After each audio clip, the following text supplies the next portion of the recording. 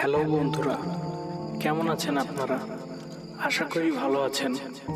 তো আজকে আপনারা যে টাইটেল দেখে ক্লিক করেছেন, হোটেলে প্রবাসীর বউয়ের পরকীয়া, এই ঘটনাটি সম্পূর্ণ সত্যি এবং কি এই ভিডিওটি আমাকে পাঠিয়েছে আমার খুব প্রিয়জন। খুব দুঃখের সাথে আপনাদের আমি এই ভিডিওটি দেখাচ্ছি। যদিও বলতে খুব লজ্জা হচ্ছে, এই ভিডিওটি আমার বউ আমাকে পাঠিয়েছে। সে আমার উপর এতটাই রাগান্বিত যে সে তার বয়ফ্রেন্ডের সাথে হোটেলে গিয়ে সেই ভিডিও করে আমাকে পাঠায়। আজ আমার মনের কিছু দুঃখের কথা আপনাদের সাথে শেয়ার করব, তাই দয়া করে পুরো ভিডিওটি দেখুন।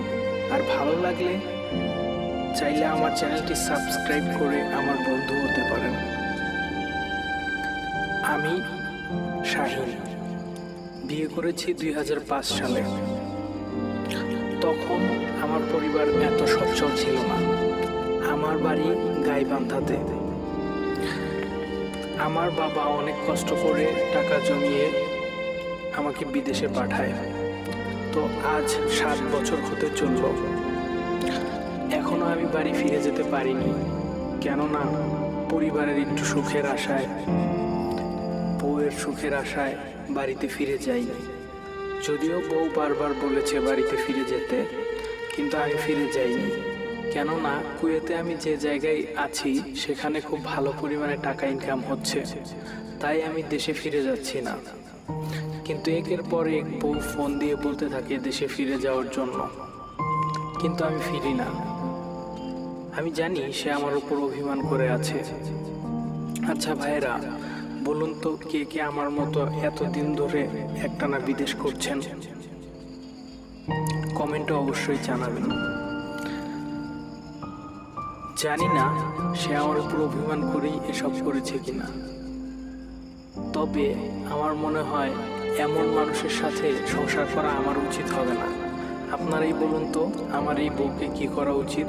তালাক দেওয়া উচিত নাকি দেশে ফিরে এর সাথে সংসার করা উচিত? খুবই কষ্ট পেয়েছিলাম যখন এই ভিডিওটা প্রথমবার দেখেছি, কিন্তু কষ্টটাকে মানিয়ে নিয়েছি। কেননা এখানে সম্পূর্ণ দোষ তো শুধু তার না, আমারও দোষ আছে। সেই যে মানুষটা আসলো আমার বাড়িতে লাল শাড়ি পরে বউ সেজে, সে তো আজ 7 বছরের গৃহবধূ হয়ে গেছে, কিন্তু স্বামীর আদর্শ হাতটাও পেল না ঠিক মতো। তার সাথে আমি বেইমানি করেছি, তাই হয়তো সে আমার সাথে এমনটা করেছে। আর আমার উপর প্রতিশোধ নেওয়ার জন্যই এমনটা ভিডিও আমাকে পাঠিয়েছে। জানি সে অন্য কারোর সাথে এখনো প্রেম করে, করুক, থাক না, চলতে থাক তার প্রেম। দেশে ফিরেই তাকে ডিভোর্স দিব, তারপর নিজের মতো করে নিজের সংসারটাকে আবার গুছিয়ে নেব। সকল প্রবাসী ভাইয়েরা এবং আমার বন্ধুরা আমার জন্য দোয়া করবেন। আর আরও ঘটনা জানতে আমার চ্যানেলটি সাবস্ক্রাইব করে আমার পাশে থাকবেন। ধন্যবাদ।